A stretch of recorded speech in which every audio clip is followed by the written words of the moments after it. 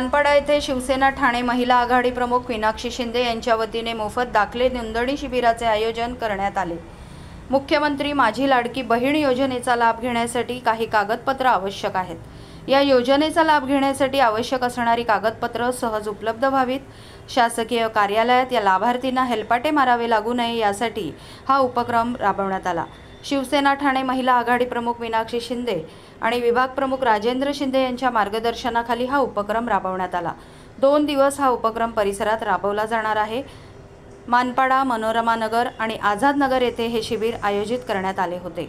आयोजिका मीनाक्षी शिंदे यांनी जास्तीत जास्त महिलांना या योजनेचा लाभ घेता यावा याकरिता हा उपक्रम आयोजित केल्याचे सांगितले। उत्पन्नाचा दाखला, रहिवासी दाखला, मतदान कार्ड आणि आधार कार्ड नोंदणी या उपक्रमाअंतर्गत करण्यात आली।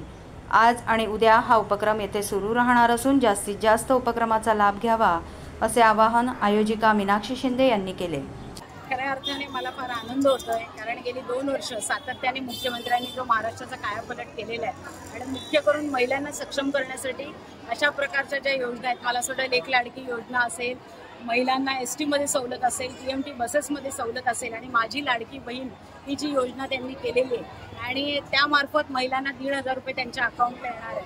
खऱ्या अर्थाने संपूर्ण महाराष्ट्रातल्या ज्या बहिणी आहेत त्या मुख्यमंत्र्यांना मनापासून आशीर्वाद देत आहेत। त्यांच्या माध्यमातून आज जिला हाऊसवाईफ असा दर्जा होता तिला पण कुठेतरी पगार चालू होणार आहे आणि खऱ्या ह्या सगळ्या योजनेची मला असं वाटतं पहिलाच कॅम्प माझ्या प्रभागामध्ये मी लावलेला आहे। मी गेली 5 वर्ष महिला आघाडी प्रमुख, जिल्हा प्रमुख म्हणून काम करते आणि त्या माध्यमातून महिलांना, आमच्या प्रभागातल्या महिलांना कुठेही त्रास होऊ नये आणि मोफत दाखले त्यांच्या घरापर्यंत त्यांना मिळावे यासाठी आपण अशा प्रकारचे कॅम्प आयोजित करतो।